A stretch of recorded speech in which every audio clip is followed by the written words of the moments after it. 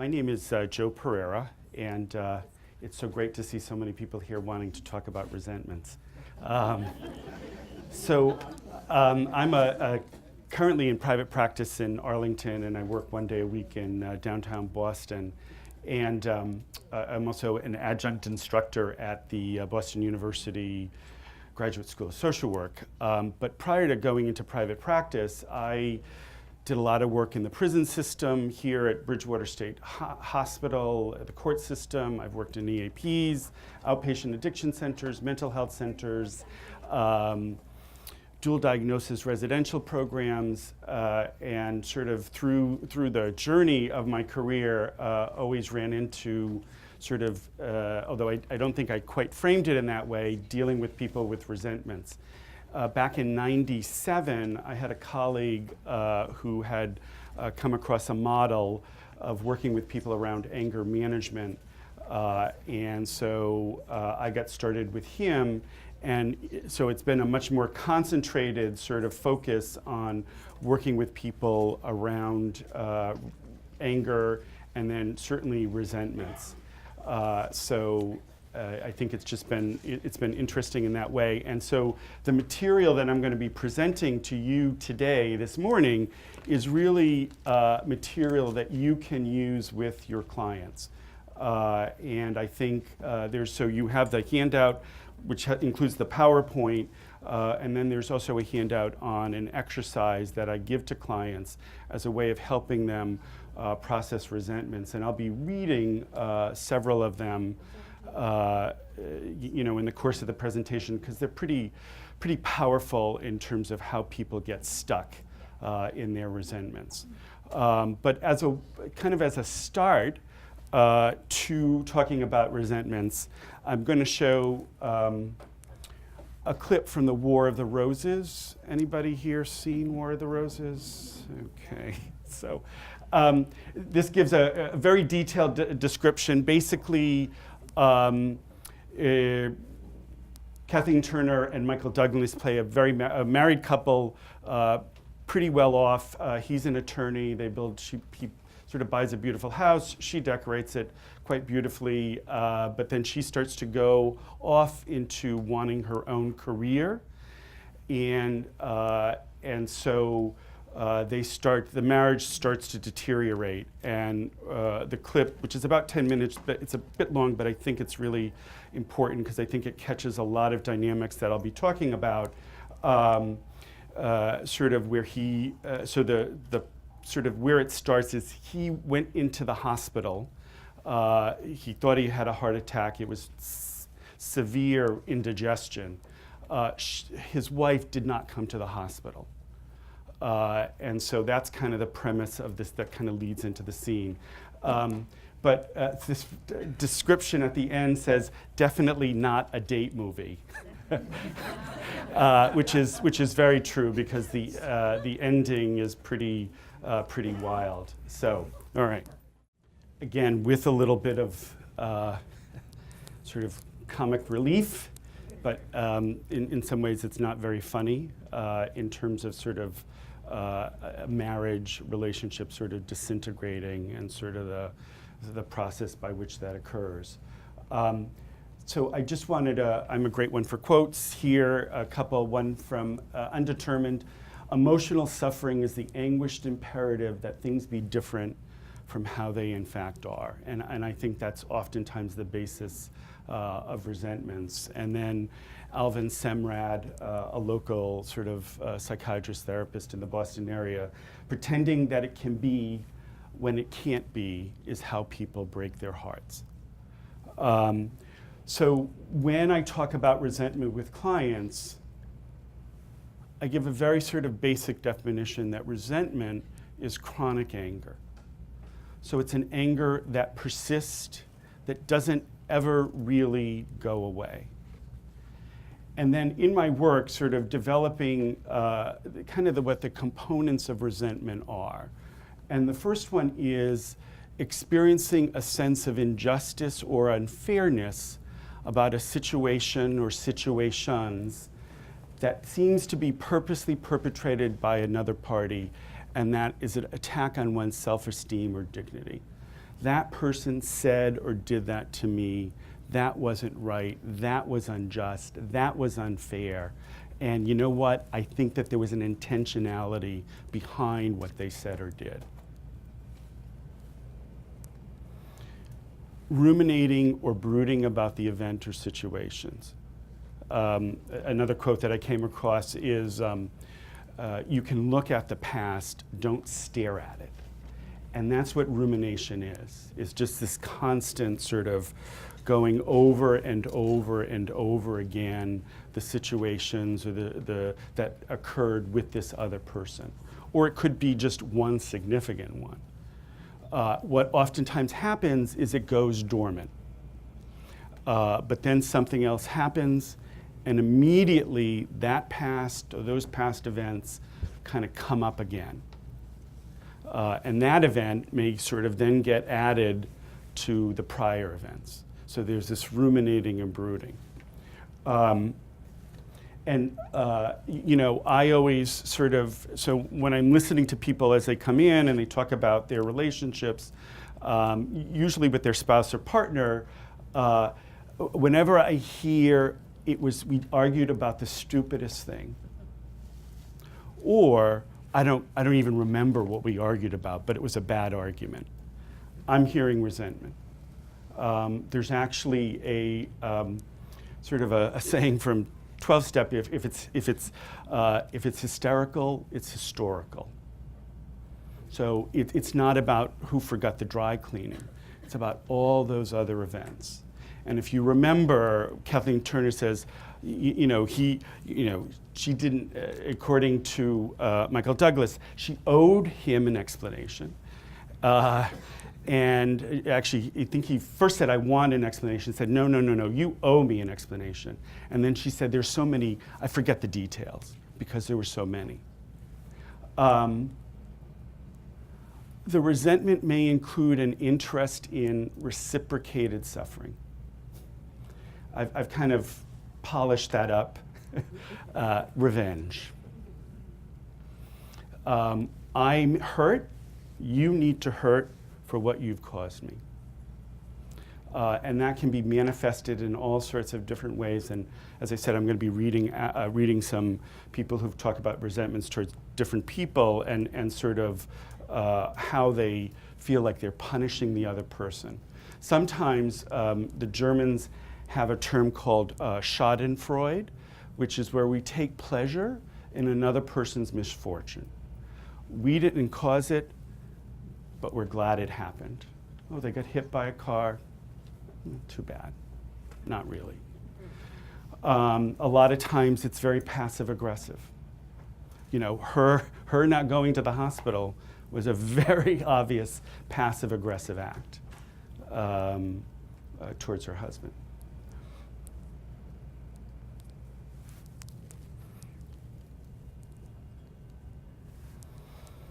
So so a desire for psychological protection to avoid emotional pain. There's a psychoanalyst, psychiatrist named Robert Caron, and he wrote a book called The Forgiving Self. And he said, from his work with people, that ultimately resentments is the avoidance of grief. It's the avoidance of acknowledging the loss of the relationship that you had, that you no longer have, or you wanted, but you're never going to get. And so the resentment is a way to kind of push off the grief and the sadness, among other things. And then poor or inadequate coping skills. So what's not occurring is communication with the other person. And that sort of then cultivates the anger and it becomes a resentment. So when we think about factors that transform anger into resentment. So something happens to a person, they feel hurt by it, angry, but they don't communicate. And so what are some of the circumstances? The first one is fear of abandonment. As bad as it is, if I really tell this person how I'm feeling, they're going to withdraw, abandon. maybe just leave the relationship or emotionally sort of even distance themselves more. But bad enough as it is, I don't want that to happen, so I'm going to keep my mouth shut. Feeling threatened. If I really tell this other person how I'm feeling, that leaves me vulnerable because they could repeat it again, they could do it again. And I don't want them to know that I'm vulnerable in this way. So I'm not going to say anything. I get this a lot with clients who are married or in a relationship for a long time. What's the point? Doesn't matter. I've brought it up before. It doesn't mean anything. They don't care. There's no use to bringing up what bothers me. We don't know how to let go. So for whatever reason, it may just be this inability to sort of forget or move on or try to engage with the other person.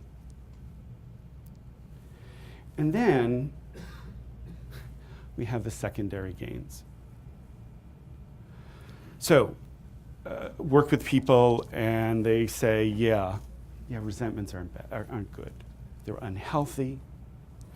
They're not useful. I don't get anything out of it. There's, again, my title of this talk is taken from a quote from the Buddha, who said that holding on to anger is like holding onto a piece of hot coal, trying to throw it at somebody else. You're the one who gets burned. And then there's that old tried and true, chronic anger or resentment is like drinking poison, hoping the other person will die. So people intellectually sort of, I think, have an appreciation for that, but they still can't move on. And it's my belief that it's because they're getting something from having the resentment.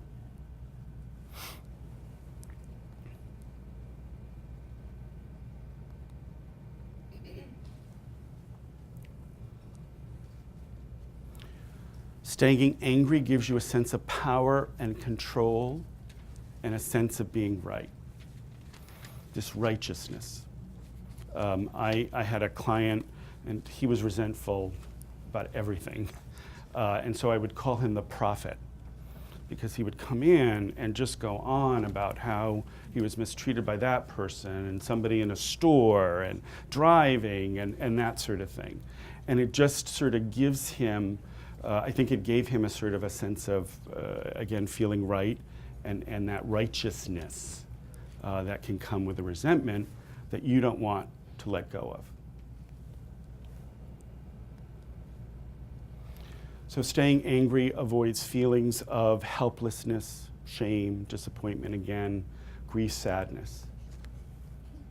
I think these, oftentimes, I will describe them, as core hurts.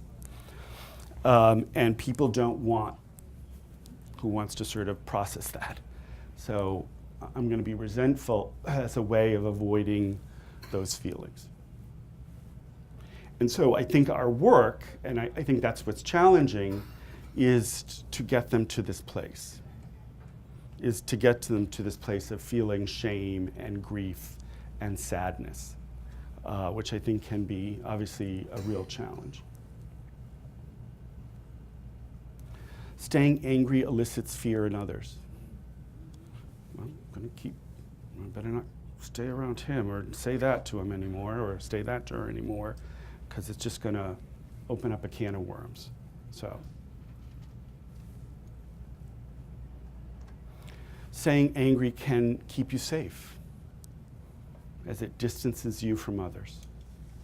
So it's that, again, avoidance of wanting to be vulnerable anymore, because it ultimately leads to, potentially leads to getting hurt.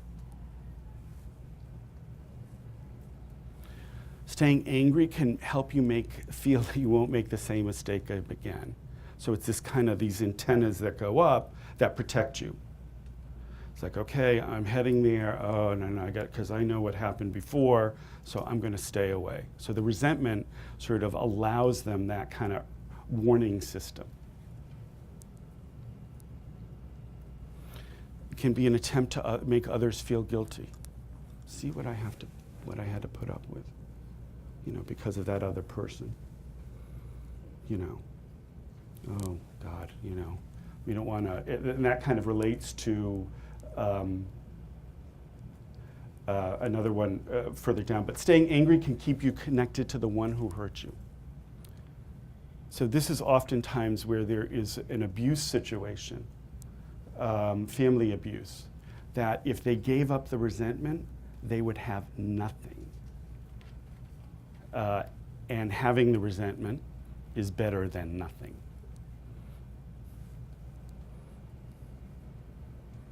So again, some of these overlap. It gives you a victim story to tell. Look how I've been victimized. And so that makes people say, okay, I don't want to bother this person. I don't want to impose on them.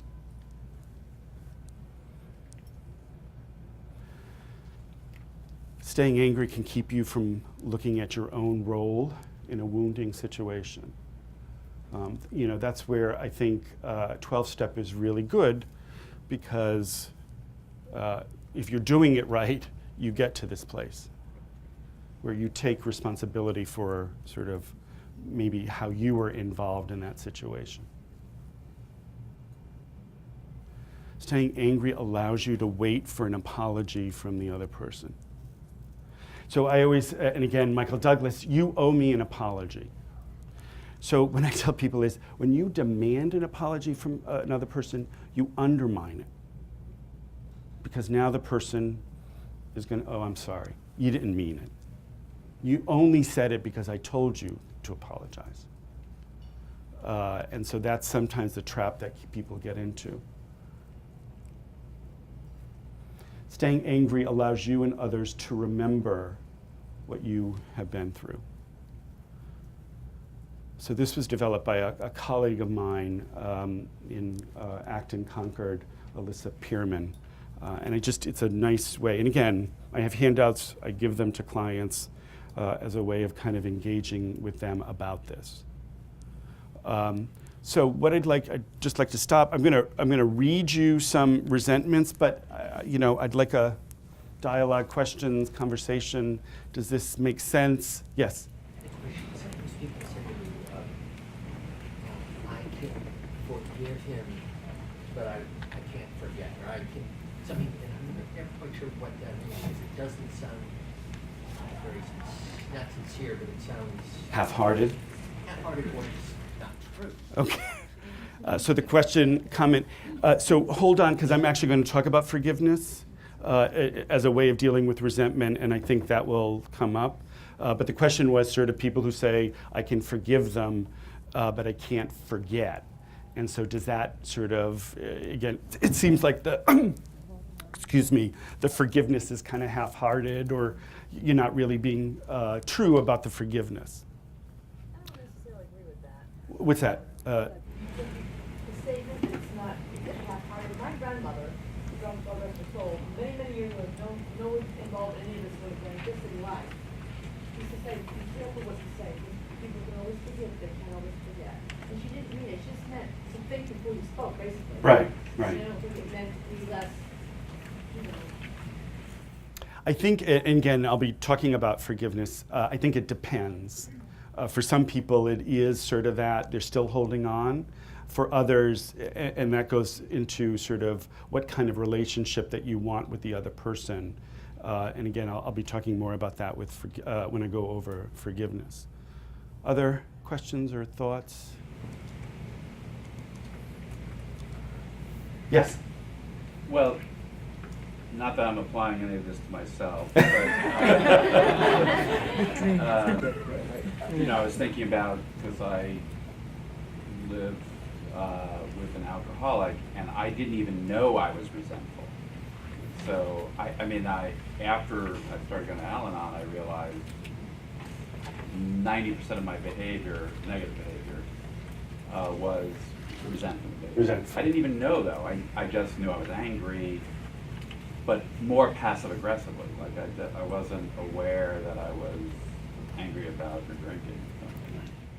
Yeah, I think that's right. So the comment was that, when he got into recovery and his sort of negative behavior, that a majority of it was really coming from a resentful place and not recognizing it. And so I think that's what's helpful when I go over this information with people. They start making the connections about sort of interactions, usually again with their spouse, partner, other family members, and okay, so this is what's going on. And so I try to, I actually have them do an anger log, and one of the things that they can check off under emotions is resentment. And so when we go over the anger log, and it's also, sometimes they may not check it off, but I will say, but it sounds like there's a resentment there. And again, part of it is I start just listening. This always happens. I never get a break. This happens every single time. When they start sort of communicating in that way, I go right to sort of that there's probably some resentment going on. Yes? I don't know, I'm just kind of sitting here processing, kind of struggling with, early on there was a slide that said something to the effect of a perceived deliberate offense, Right. and whether that matters or not, whether it was deliberate, like that it may be stronger in intention, but that resentment could still be there even if it's... Even if you don't believe it's deliberate. Is that what you're saying? Yeah, I think actually that's a good point. So I put in the resentment is related to some perceived injustice or intention on the part of the other person, although that isn't necessarily the case. I think in cases like that, it's just my experience, it's probably easier to work with, because once somebody personalizes that other person's behavior, it becomes much more inbred or harder to kind of move past. But I think you're right about sometimes it's not necessarily intentional.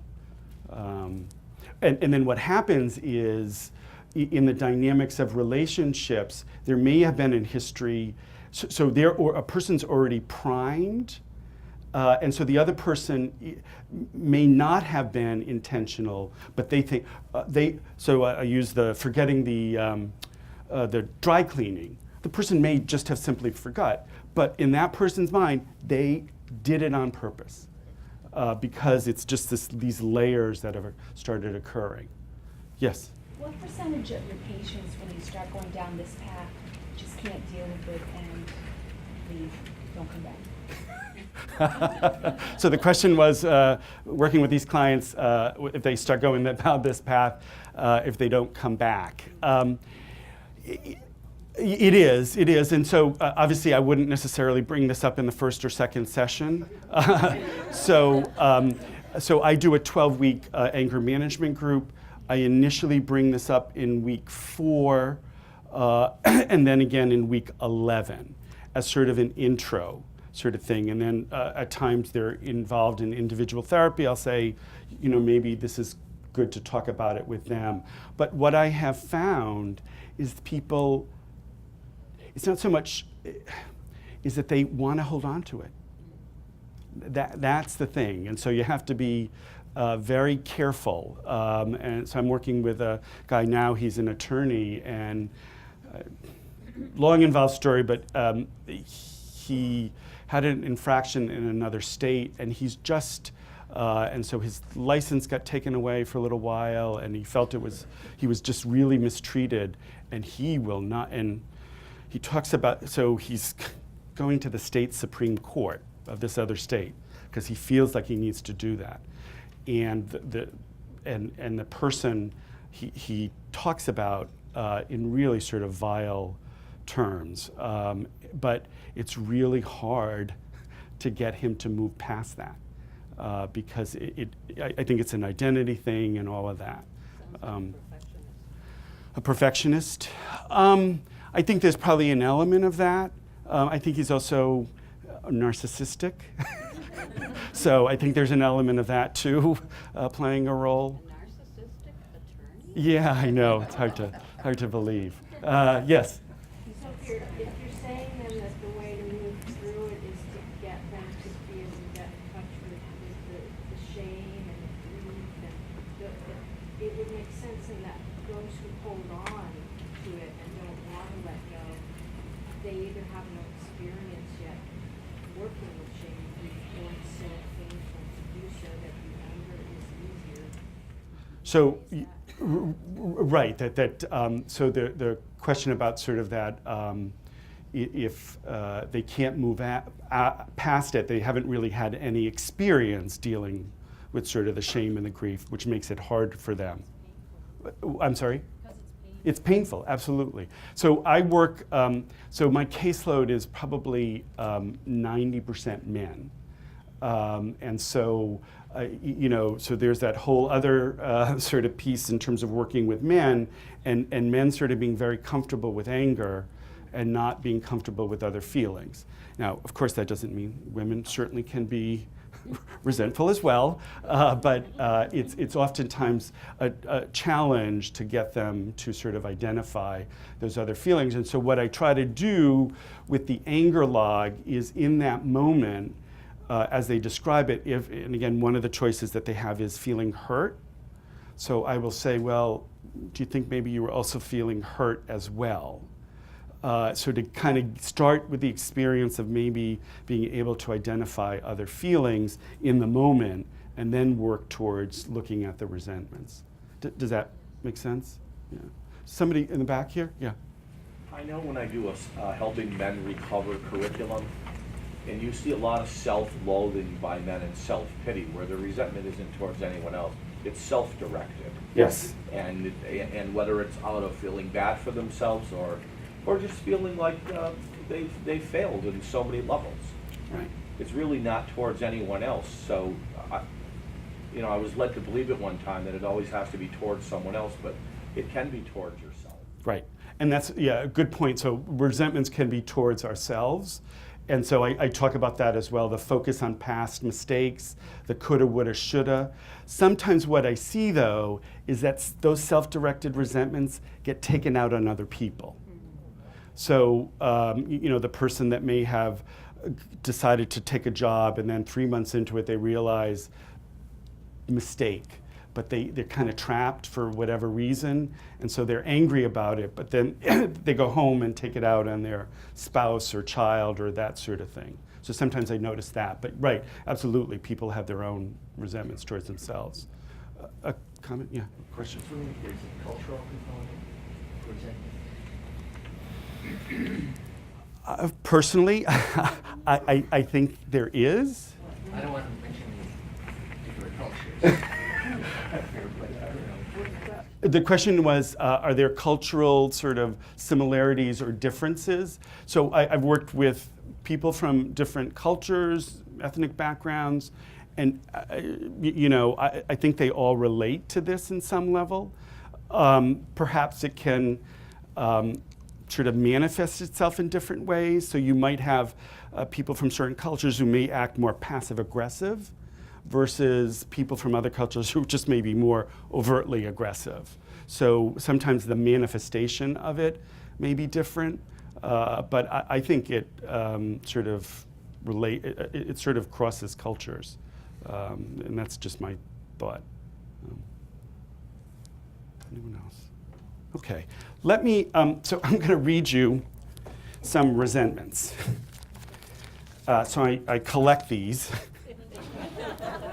Let's see, what's the time here? Okay, so we have some time. So first ones are parents, then spouse, and then one, a former work associate. So, and this is one of the the handouts. It's the exercise that I give to people.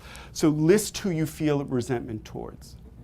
And so, actually, what I'm going to ask you, one of the questions is, what do you want from this person? I'd just like you to listen carefully to what they want. So father, What did this person do to you? Talks over me and others, makes false accusations, ignores, and doesn't hear what I or others say. What do you want from this person? To listen and accept different thoughts. Okay? Not unreasonable, but this goes back to, the emotional suffering piece, because a lot of times people want what the other person's not going to deliver on. What do you get from having this resentment? Feel free to be angry with him. Are you satisfied with this resentment? Honestly, yes. Because forgiving will not make any change. Is there another way to deal with the resentment? Yes. Remove oneself and do not engage in the discussion. And don't take the bait. Again, I think that's a reasonable, and when I talk about forgiveness in a few minutes, I want to get away from mandating forgiveness. So, this could be a perfectly reasonable way to deal with his resentment.